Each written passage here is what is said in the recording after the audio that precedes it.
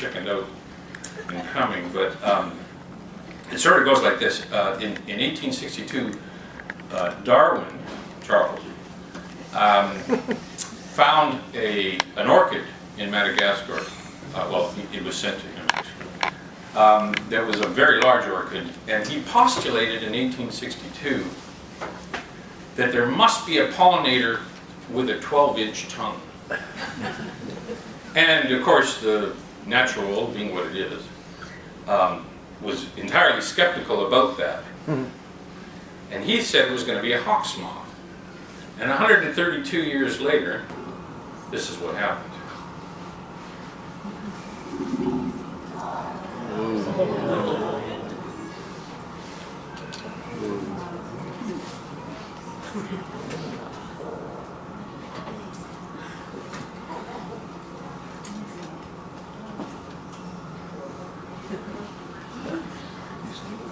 So I'm actually a big Wallace guy. I'm not a big Darwin guy. I just got back from the Galapagos, and quite frankly, everything's named after Darwin, or the Galapagos. But he got this one right, and I was quite impressed. And this has absolutely nothing to do with the talk, other than the fact that I don't have a tongue that long, but mine's just as sharp. So stay tuned. Yeah. All righty. So we have a quorum, do you think? Yeah, go for it. You reckon? That's what we should do. You won't think about people here anyway. All right, so if this thing boots up, and half the topic today is on corruption, and this PowerPoint presentation is corrupt as well, so that just works fine for me. Let's just see if we can find out what we're doing here. I'm going to need that extra time, I think.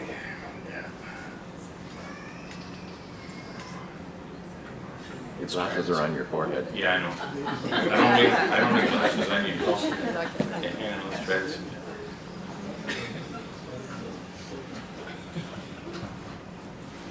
Here can see well. Please work. Please work.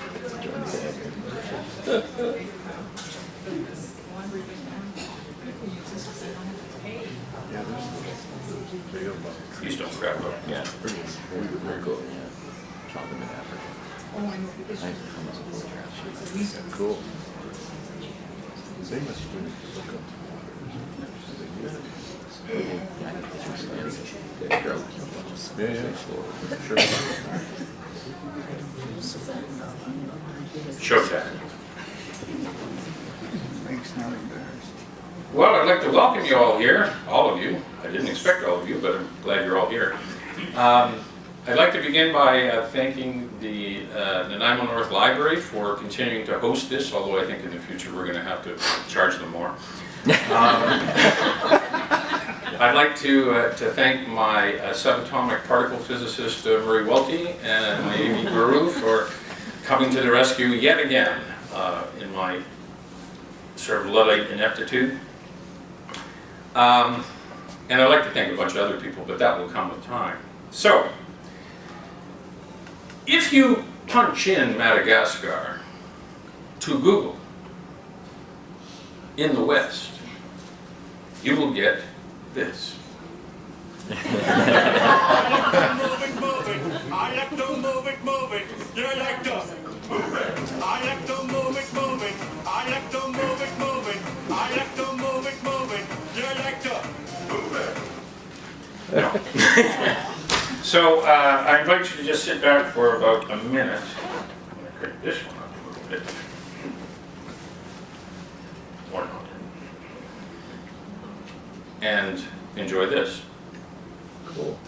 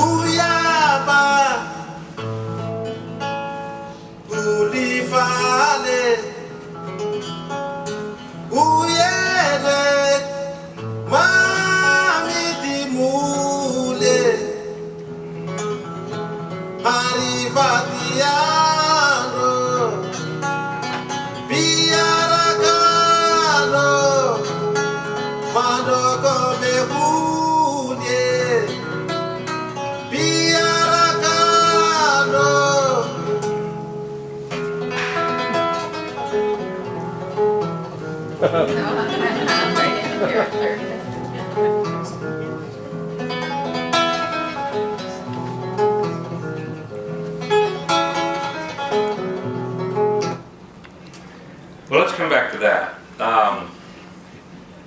Cannabis has obviously been legal for far too long at DreamWorks because there are no lions in Madagascar. There are no giraffes in Madagascar. There are no hippos in Madagascar. There are no zebras in Madagascar.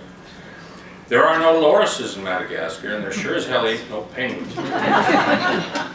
There are eyes, which is this little creature there, thought to be extinct in 1933, rediscovered in 1951.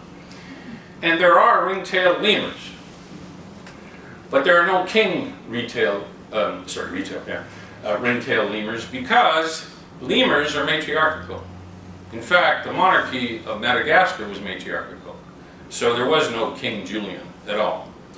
Not only that, but there are 22 million people in Madagascar, a fact that the DreamWorks people seem to conveniently elude themselves when they made this movie, which could have been equally named Maldives. So this is not the real McCoy. The reason there are no lions, and the reason there are no hippos, and the reason there's no zebras in Madagascar is because of continental shift and drift. And I don't know if you all remember Pangaea, but this is Pangaea. What do you remember? What do you remember about Pangaea? So way back here at 120 million years ago, you can see that Madagascar was more aligned physically with India than it was with Africa.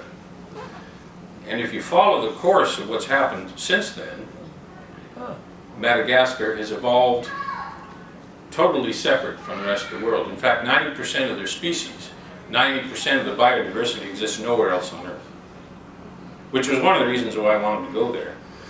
The reason there's no lemurs in Africa is because of monkeys.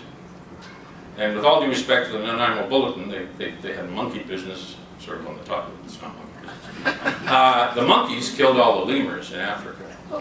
And the reason that there are lemurs in Madagascar is because there were no monkeys in Madagascar. So that's how the animals got there. How the people got there was basically in two migrations. About 3,000 years ago, from southern Borneo, there were ships like this, similar to the Polynesian ships that cruised the Pacific, that landed on the northern tip of Madagascar. And about 1,500 years later, the southern Bantus came across. Now the Malays brought rice, and the Bantus brought cattle, zebu. So that's the origin of their cuisine. If you ask an average Malagasy if he considers himself an African, he will take your head off. He considers himself a Malay. Oh. It gets kind of difficult when you have, there are 14 tribes, and 2 of them are pretty African. There's the Sakalava and the Bara. But they also consider themselves Malay rather than African. So how did we get to Madagascar? Well, we didn't go on a sailing ship. We flew. Didn't take us 6.5 days from Paris. It took us 9 hours. It was quite an ordeal, and we woke up with this view. And it looks beautiful, doesn't it? Until you consider the fact that all the heating and cooking comes from charcoal. There's virtually no electricity, and where it exists infrequently. The average person living in those houses eats rice 363 days a year and may have meat 2 days a year. And it's a hotbed of all kinds of criminal activity. But it is beautiful, I will grant you that. And the view from, this view actually was from the place we stayed at, which was one of the Queen's palaces for her musicians, turned into a boutique hotel. So, what's a bandit? Well, a bandit is a person who takes by force from A what A has taken by guile from B. And when I first got to Madagascar, I had no idea of corruption and banditry. I didn't even think about that. I was going for the lemurs, and I'll tell you why in a minute. But once I got to Madagascar, I found there were a few kinds of corruptions and a few kinds of banditry that went on. And I won't have time to go into all of these, but all of these are in the book. And the Malagasy have a joke about themselves. They say, well, on the island of Nosy Bay, there was an old man walking down the beach. And he looked down at the sand and he found an oil lamp that was sort of half out of the dirt. So he pulled it out and he began to rub it, and what do you know, poof, out comes a genie. And the genie says to the man, he says, I will grant you one wish. This is Madagascar. And the man said, well, you know, it's simple, I just want to live forever. And the genie said, I'm really sorry, but I'm not empowered to grant those kinds of wishes. Do you have another wish? And the man said, well, I'd like to live long enough until there's no more corruption in Madagascar. And the genie said, sneaky bastard. So that's an example of Malagasy humor. So the first bandits were actually the royalty that were the Marina tribe. And this is a fellow by the name of Andrew Minaporio Marina, because their names are that long. The first who actually unified the country, except for parts of the Bara tribes and the Sakalala, and created an empire. And he had his palace with mixtures of Norwegian and French influence at a place called Ambohemanga, just north of the capital. And you see the zebu worship, the cattle worship that went on there. On our wall the first night was a charcoal drawing of this lady who, I didn't know at first, but her name is Rana Luvana, the third. She was the third queen and the last ruling monarch of Madagascar, because when the French came in 1896, they exiled her to Algiers, and she died at the age of 55 of an embolism, and she was buried there, exhumed and brought back to Madagascar. When the castle, when the Rova, the architecture of the royalty of Madagascar. So when we left that building, we walked down, this is how the French depicted her, as the French depicted most monarchs who they sent to Algeria in exile. When we went down the street from this place at the top of the hill, we found this place. Burnt out, just a shell, which was Queen Rana Luvana's, the first's palace. At the time it was built with French slavery, because that's what Rana Luvana the first did. It was the largest wooden building in the world. She was a piece of work herself. When she took power, she was on the throne before her husband's retainers realized that she was going to take power, and she had them all killed. And she eventually had half the population of the country, which was 5 million people at the time, killed by various and nasty means. She had pikes with English and French heads around that palace, she reimposed slavery, so she was a darling of sorts. What she would do, one of the things she would do, is she killed all the Christians after allowing Christianity into the country, and she would take them to the edge of where the Rova was, and she'd dangle them off the cliff, and then she'd drop them, and then she'd pull them up, and with the understanding that they would be saved, and then she'd cut the ropes. So that was Queen Rana Luvana the first.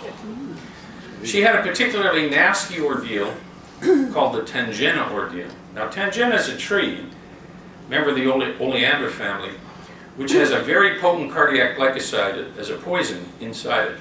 And it's like almost like digoxin, but about 20 times more powerful. And her ordeal consisted of feeding you 3 pieces of chicken fat and a Tangena nut and waiting. And if you successfully vomited up the 3 pieces of chicken fat, you were innocent of the crime which you were accused of committing. If you subsequently died from the poison, well, that was just the way things were. But if you didn't vomit up 3 pieces and you didn't die, she made sure you did die because you were cleared a liar. And it was a different time, you know. So she had gates around the city and around Ambohemanga, and she had these huge stones which took 20 men to wheel into position every night so that the place couldn't be invaded. And as you can see, it only takes one Kiwi girl, one hand to push them back. But so they're all over the place. When I went to Madagascar, I wanted to see all the biodiversity that I could in all the geographic climatic regions that I could. So there's the north, the high plateau, which we landed in, the east, the west, the southern rainforest, and the southern dry forest. So we went east, west, southwest, and then we flew to the north. So this is the trail in red of the eastern route. One of the places we wanted to visit was a reptile farm called Pyreus. And it has the most amazing collection of chameleons and snakes and geckos and lizards, all kinds and descriptions. Magnificent place. The Malagasy have an expression like the chameleon, one eye on the future and one eye on the past. That's a gecko, that's not a chameleon, just for those of you interested. But there are bandits, okay?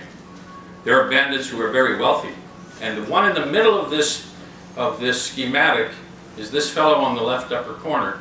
His name is Anson Wong. He's from Malaysia, and he's a multi-billionaire from all of the smuggling he's done in conjunction with FedEx to ship various reptiles around the world. His specialty was the very rare golden plowshare tortoise that you'll see next to that. And what he did is he actually invaded a reserve dedicated by the Malagasy for the protection of these animals in the southwest, stole 55 of them, and made 6 million pounds, British pounds, from that theft alone. The guy on the bottom right is named Tommy Critchfield. He's from Florida. He's been in jail as well. His specialty is breeding, and what he does is he steals reptiles from around the world, and he inbreeds them so that he only gets albinism from the results, and he sells the white offspring for huge sums of money to collectors. In April of this year, if you see this double-storied house here, there was a raid because the citizens of Toliara couldn't stand the smell anymore. They found 10,000 reticulated tortoises in this house, in every part of the house. And they were due to get somewhere in the order of $600 million, okay, from the illegal export of this. So this still goes on. And that's just one example of the kind of banditry that we encounter.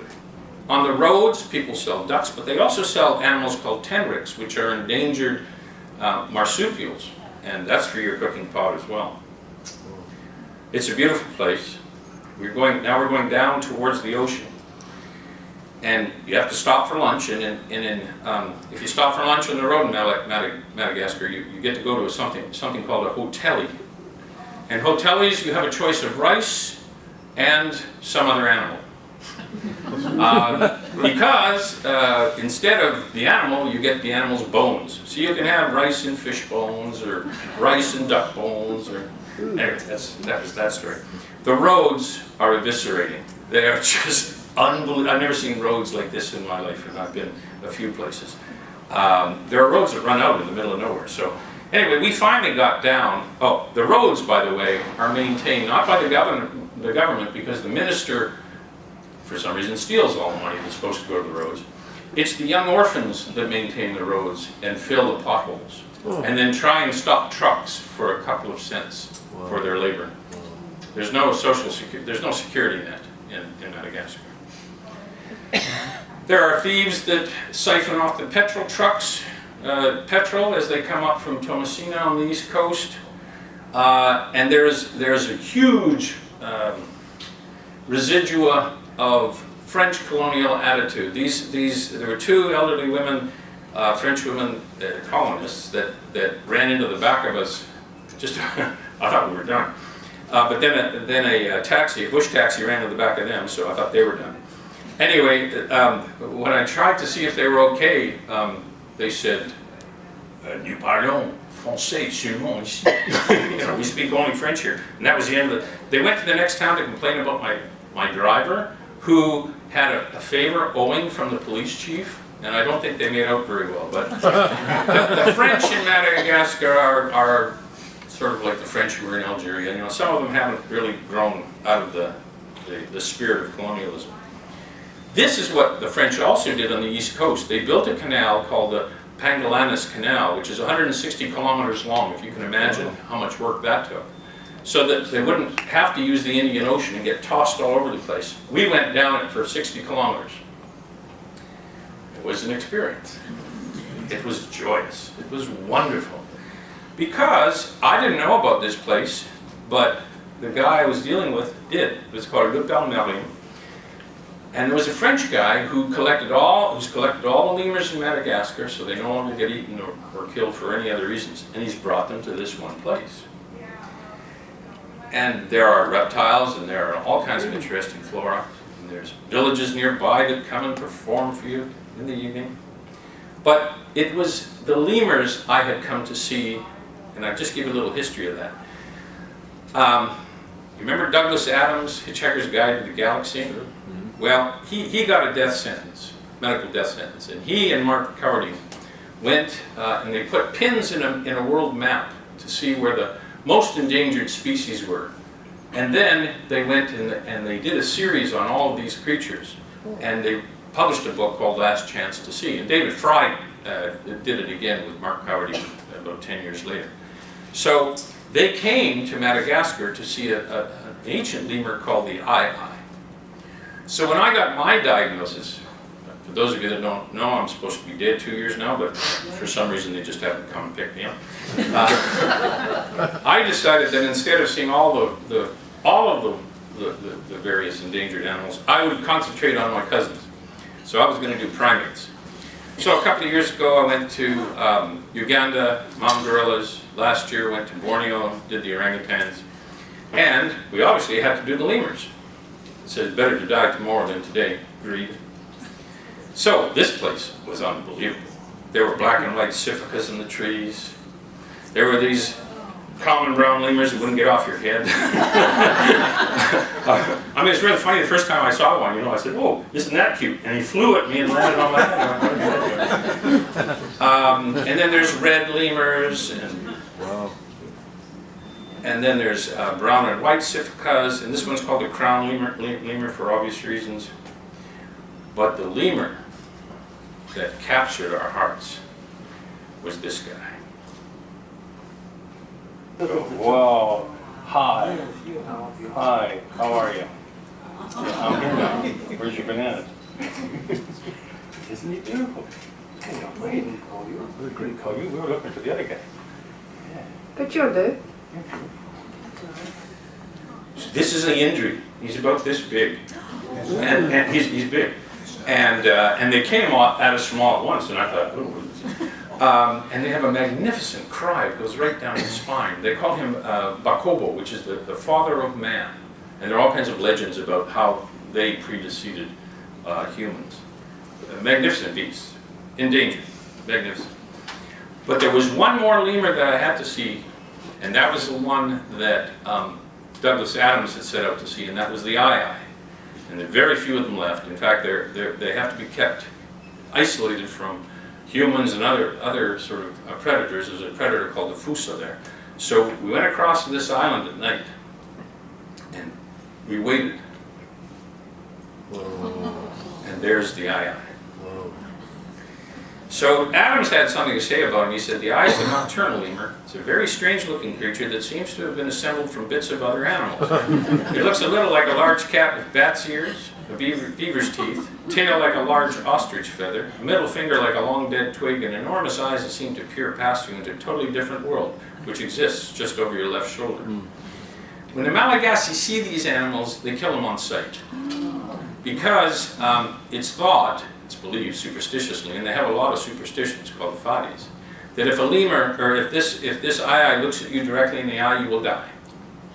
And so they don't have a lot of patience for them. But the eyes don't know any of this, and they wander into towns and they look at your shoes. And they do have a special finger. It's a really special finger. And what they can do with that finger is they can heat it up. Okay, because they have an exothermic mechanism to heat up the tip of the finger. They're the woodpeckers of the lemurs, and they'll gnaw at wood and they'll find grubs underneath there. And it's positively gross what they do with their fingers to get the grubs out, but that's how they survive. And time to talk about bandits again. So it's a common misconception that 90% of the surface area of Madagascar has been decimated and is gone. And that's not true because the rainforest before human colonization looked like this map on the left. And it is true that more than 90% of that forest is now gone. But the rest of the country was savanna and dry forest. That on the right is a space shot, which is infrared, of where the fires are currently burning. So that's how bad that is. Now, this is a big headache. I explain it well in the book, but I'm not going to explain it well now because I just can't get my head around it. The lengths to which people go to extract rosewood trees, and these are the highly sought after trees in Madagascar, is incredible. They have all this stuff goes to China. The Chinese have black banks. They have it teeter-tottered with the price of vanilla because they cornered the vanilla market. And they used to be that vanilla growers would bring vanilla when it was ready, when it was ripe. The Chinese imposed a date for which all vanilla had to be turned in. So in 2000 and 2004, there were two huge cyclones that devastated this northeastern part of the Sava region of Madagascar. And the government came up with a policy, totally corrupt, whereby any tree that was blown down in a cyclone you could sell and there'd be no penalty because they're not protected. But the problem is that rosewood trees don't fall down in cyclones. They stay up. They're tough trees. So what these timber bands have done is they cut them down anyway and they bury them. I'll show you exactly what happens here. So they live in these forests. The average wage of a Malagasy is $2 a day. The average wage of a guy that goes and lives in the forest and cuts down the trees, okay, is $2.50 a day.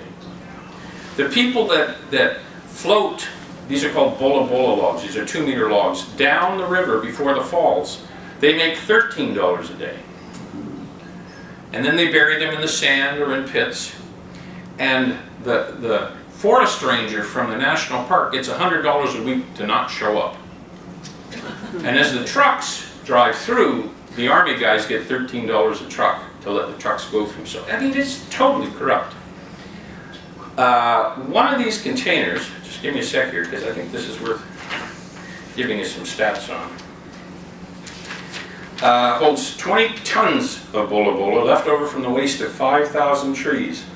One shipload of 160 containers represents 16,000 truck trips of 800,000 trees, or 320,000 tons of rosewood logs from 2.3 million rafting trips.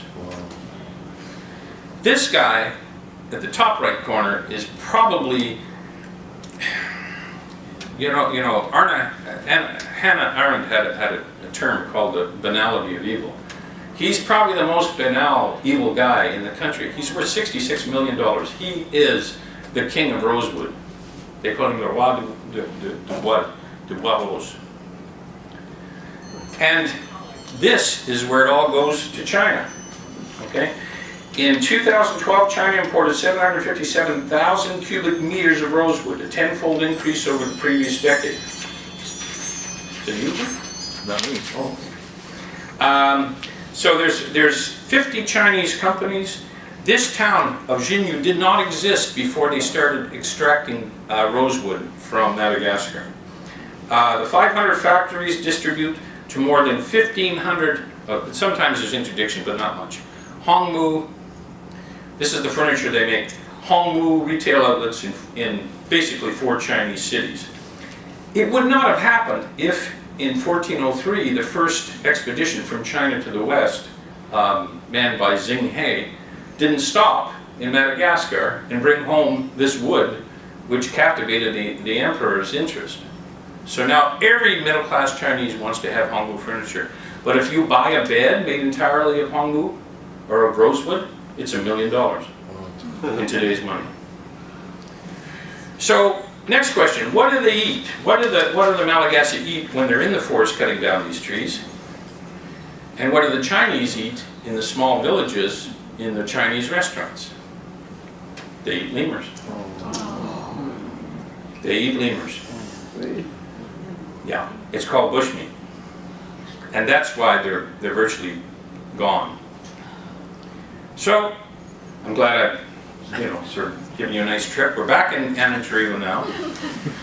And now we're going to go west to see what we can find. So I wanted to go to a place called Morondava because just outside Morondava are the largest baobabs in the world. About 75 kilometers outside of the capital, there's a town called Bihindi, and its specialty is foie gras. So in one of the poorest countries in the world, you can buy a kilo of foie gras for $7. And I wrestled with my conscience. And then I bought a kilo of foie gras. There are some very wealthy people around Bihindi. Okay, some of them are very religious, as you can see. But every town has a specialty, or else it doesn't survive. Some towns make raffia toys, some towns make wooden trucks, some towns make musical instruments. There's one town called Ambatolampi, great town. It makes aluminum cookware. And where do they get the aluminum, you might ask?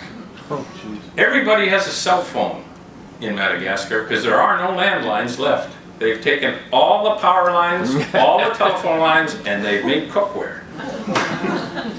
So, I mean, they're entrepreneurial, I'll give you that.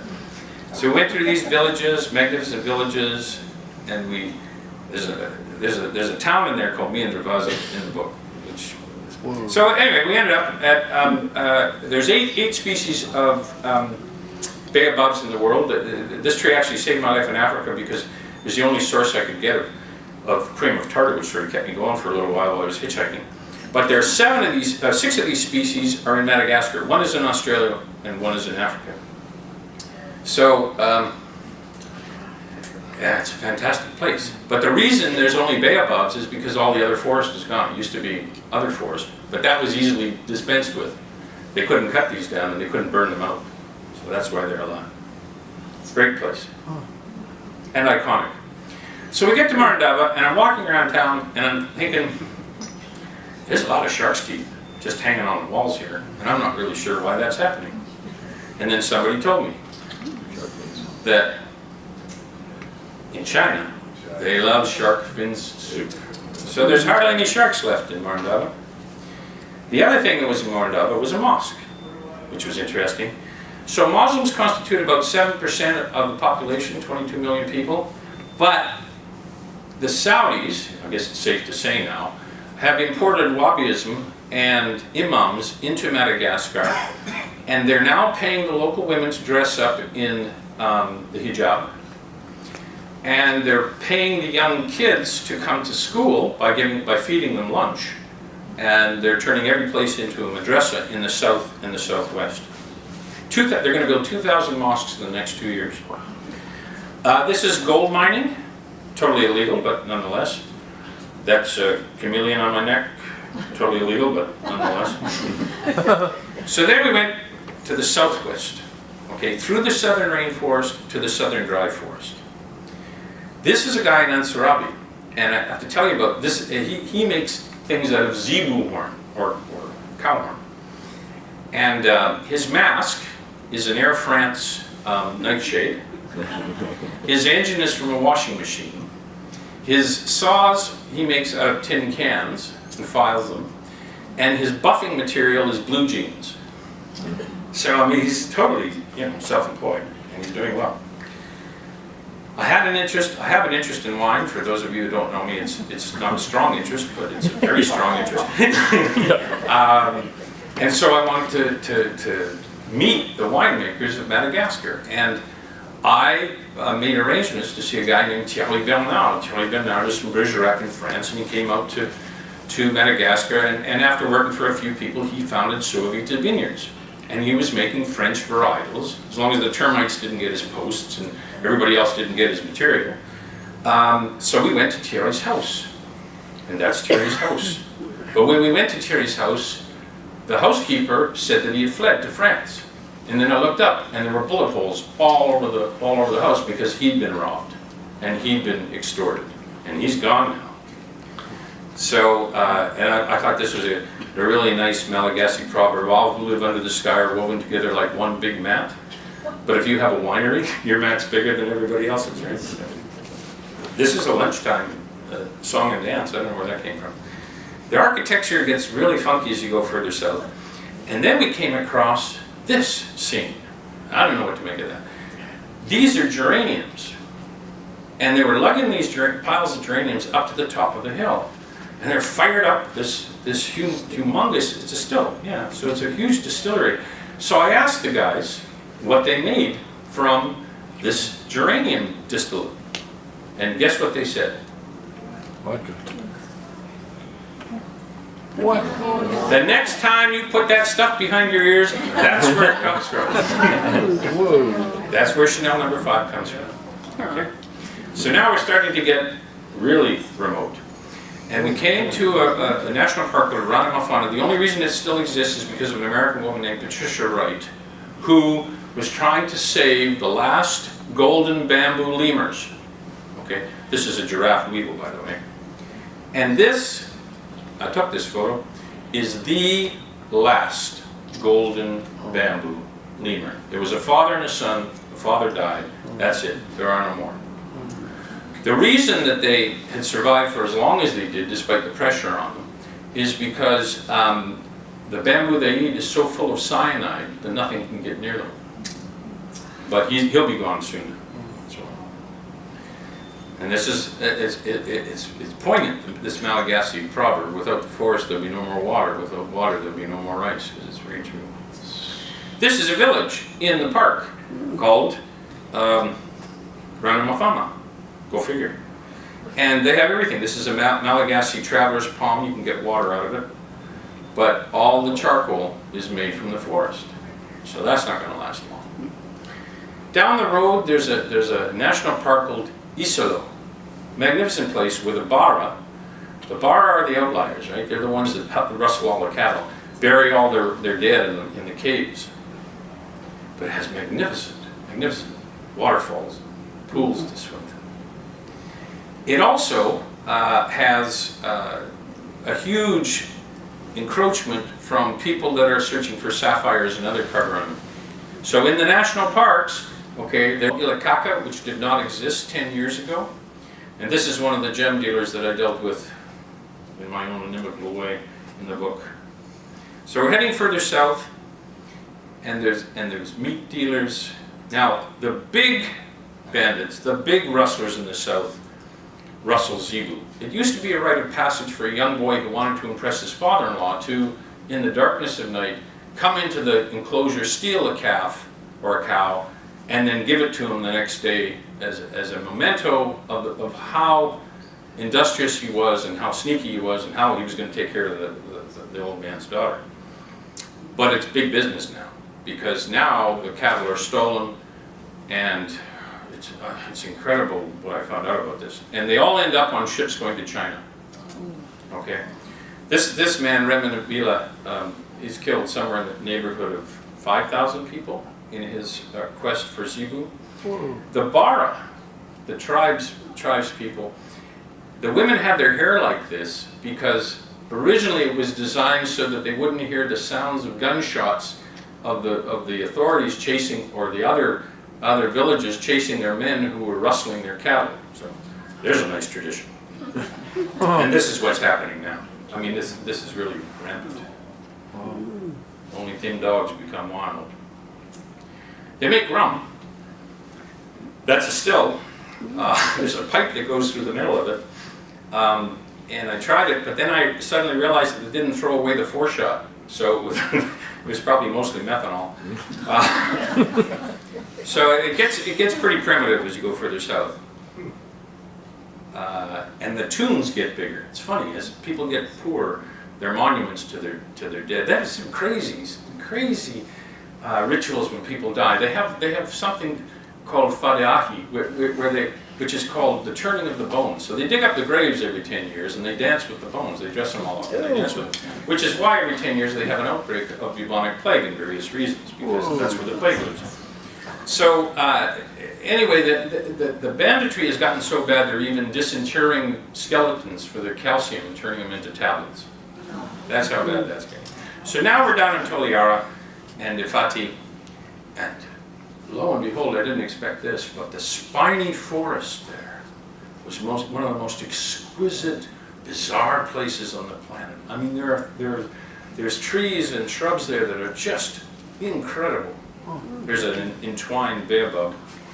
Now this little fellow down at the bottom here gave us a little tussle. He's a cricket. but he's not Jiminy Cricket. He's a poisonous cricket. And I went to pick him up, and the two little boys who were carrying us around, they were like, ooh, don't go near him, you know. So. And these are probably two of the last sportive lemurs in this park, in the world, where we managed to track that down. So, then we flew to the north, almost done. And the north was an old bandit hideaway. It was a pirate utopia, because that's where the pirates went when they got kicked out of the Caribbean. When Woodes Rogers became governor of the Bahamas, okay, he set down on these guys, and instead they heard about Aurangzeb and the Mogul ships that would go to Mecca every year. So all these guys went around the Cape, and guess what place was brilliant to have for water and for bringing up boats and redoing them? Madagascar. So it was probably the guy who wrote about Robinson Crusoe, Defoe, who wrote this as Captain Charles Johnson, the General History of the Robbers and Murders of the Pirates. But he describes pirates like Thomas Tew, pirates like Henry Avery, who made somewhere in the order of $600 million in one Mogul ship. And anybody know who this is? Captain Kidd. Okay, so this is Captain Kidd in New York. This is Captain Kidd throwing a barrel at his cook and killing him, which is the reason they tried Captain Kidd and the reason they hung him from a garret in England. So all these pirates went to Madagascar on the first and second pirate rounds. And this is the pirate burial ground on Ile Saint-Marie.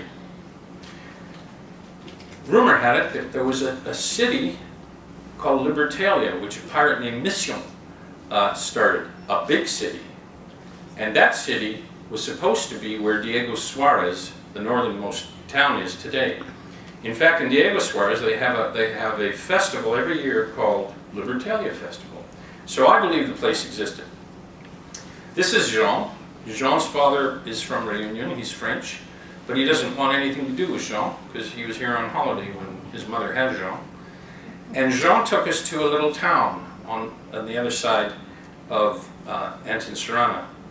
In that time that he took us there and he came back, he got stopped by 4 police roadblocks and was extorted about $5 a pop each time. So that's 2 days' wages for Jean each time. So we made it up for him.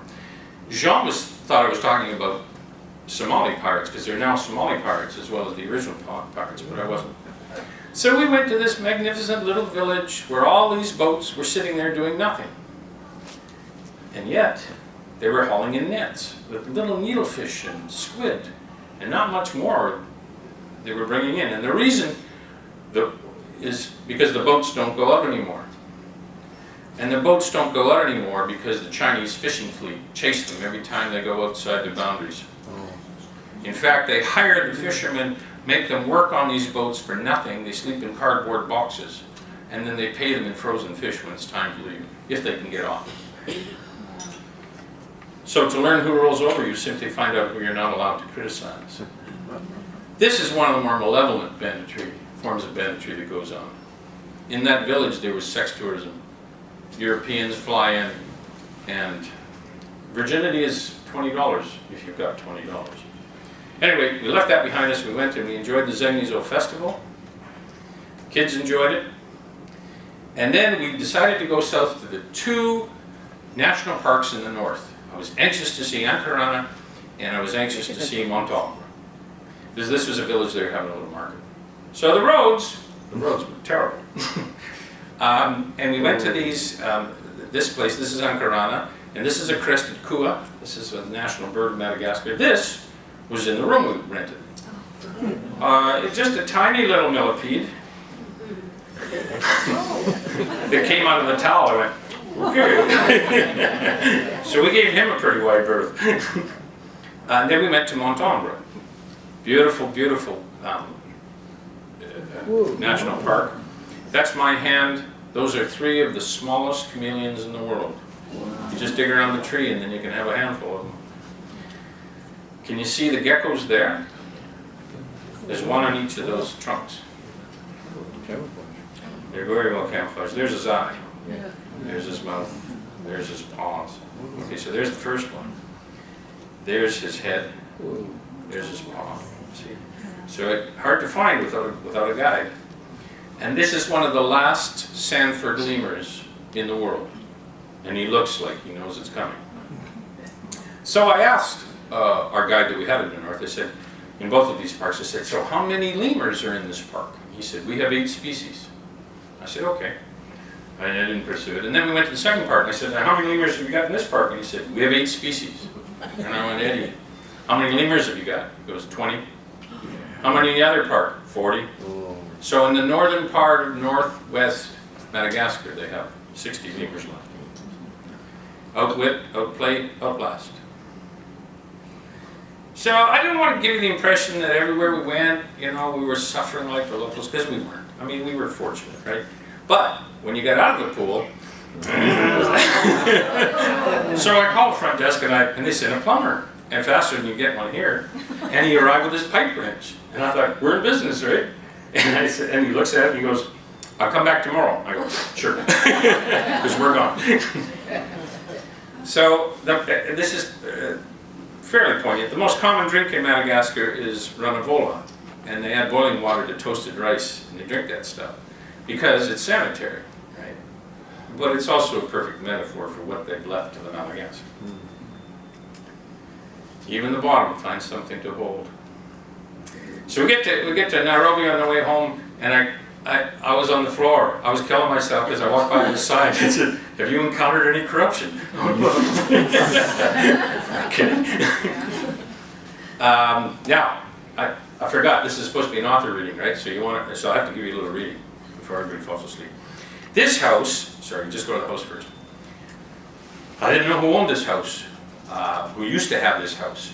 But as it turns out, it was Major General Gallieni, who invaded Madagascar in 1896 and destroyed everything and killed everybody. So that was a bit hard to get my head around afterwards. Okay, so I'm going to read you an excerpt. As you know, I don't read you anything terribly factual or terribly erudite, because I like to leave that in the book. I read you stuff that's lyrical in a situation like this, so you can read it and it won't tell you anything about the book. So this is about us forgetting the name of this place and going out for dinner. I had planned a special dinner that evening and had gone to great lengths to raise Robin's expectations of something sublime. This chef, Mariette Andrianjaka, is world-renowned, I had told her, and once served traditional banquets to Marina royalty and other notables. I booked a place from Canada. It's not far from here.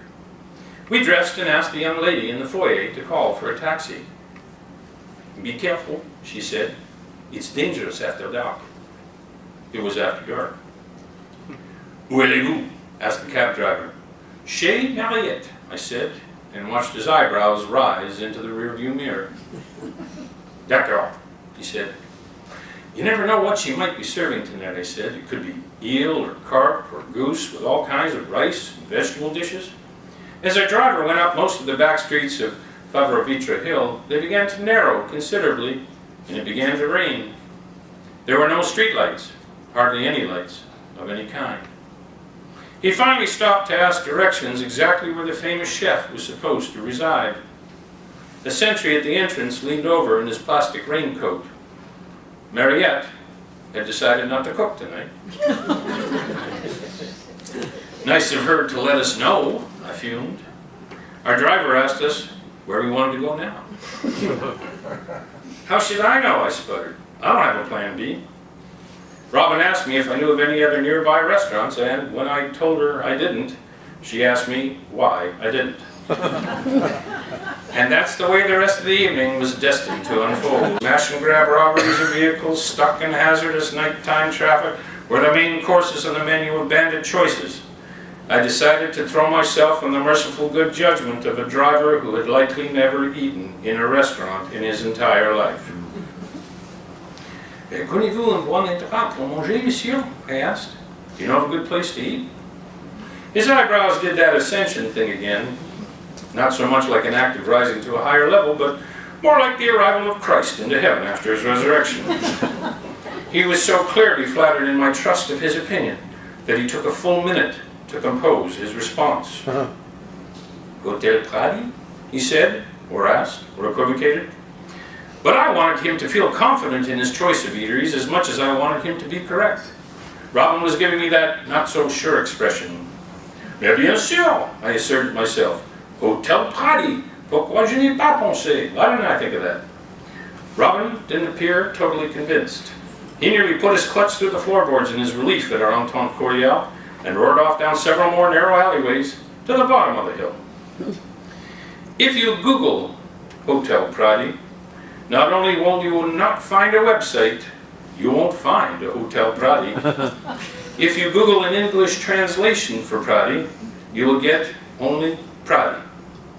From the appearance of the exterior we arrived at, this was completely understandable. Only an ailing neon sign confirmed that we had indeed reached our destination, Hotel Pradi. Our first clue should have been the empty parking lot, but it was raining and perhaps our vision was slightly impaired. Our second clue should have been the welcome. We were the only ones glad to see us. Everyone else was surprised and none too grateful for having to detach themselves from the black and white television flickering in the corner of the lobby. Even then, our taxi had departed and we were in no mood to consider our good fortune anything less than a miracle. But our third clue, and this is where I must admit the loss of all my otherwise keen powers of observation, should have been that the restaurant was deserted and as dark as the neighborhood we had just driven through. But this was now a pilgrimage, and the lights in the eating part of the Hotel Pradi were now tentatively switched on. I motioned to a man who I thought might have been a waiter, but serial killer might have been a more accurate job description. He brought menus and water.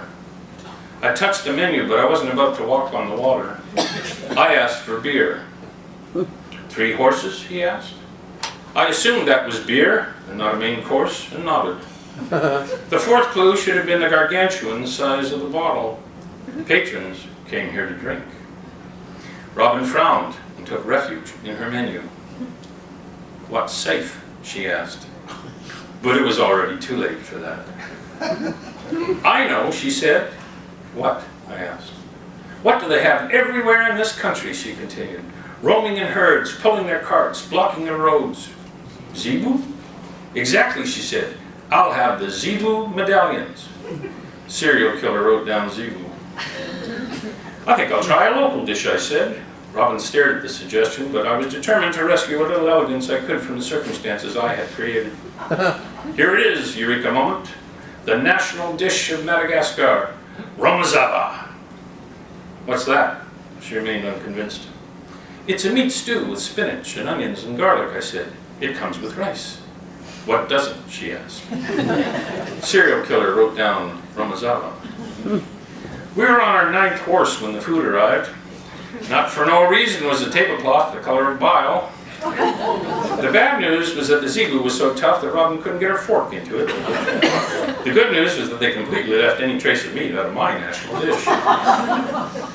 They could have at least given you some bones, she said. The French fries, like other gifts from the French, were greasy and cold. Robin and I rearranged the organic matter on our plates for long enough to realize it was time to bid adieu to the culinary excellence of the Hotel Pradi and return to the sanctuary of the French general who had so brutally mistreated their families. But here was a new problem. After 9 horses of big beer, neither Robin nor I could remember the name of the general, and consequently could provide the hotel staff with the name of our lodging. Serial killer logged onto the French keyboard in front of him and Googled the names of all the accommodation in his city of 1.3 million inhabitants. I racked my brain for the name but found nothing but helpless oblivion.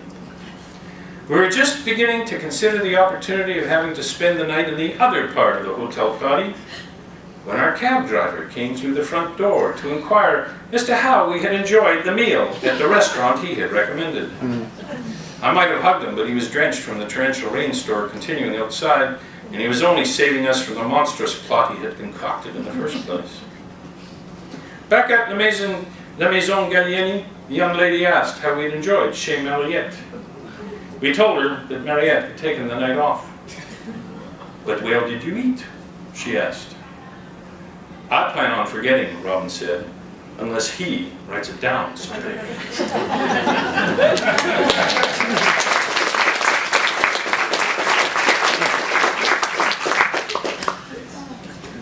Thank you very much. That's good too. We were also bandits in Madagascar, but you have to buy the book to realize how much. Which leads me to the really unpalatable part of this, and that is where you can get the Bandits of Madagascar. So, you can get them here. I don't have many, so you might have to wrestle each other if you want. You can get them online, and I have to warn you, because a friend recently told me of her experience.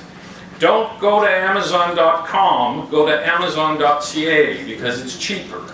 Really? A lot cheaper now. That's weird. Yeah. So there is a print book, there's ebook, and there's audiobooks. I like the audio. Just to show you one more thing, there are Bandits of Madagascar. For example, if you buy Bandits of Madagascar in New Zealand, Wheelers, which is the largest retailer of books in New Zealand, will charge you $71.50 New Zealand, which is about $60. I don't get much of that, so we're going to have a chat in a few weeks. Right? If you go to Portland, Oregon, you can buy the audiobook for, where is it? $74.97 American. Don't do that. Go on to Amazon.ca. I have to tell you about the next project. Because the next project is going to hit really close to home. Because it's going to be a history of Nanaimo Regional General Hospital. And all the glory and all the characters who've impacted so favorably and unfavorably on my life. It'll be fun. It's good. It's just going to be a lot of fun. I can't wait for this to be over so I can get stuck into it. I actually was there. All right, well, thank you. I hope you enjoyed it. And,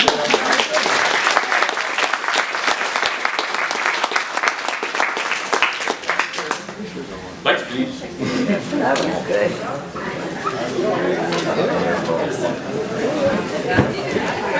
So I guess I'm still over here.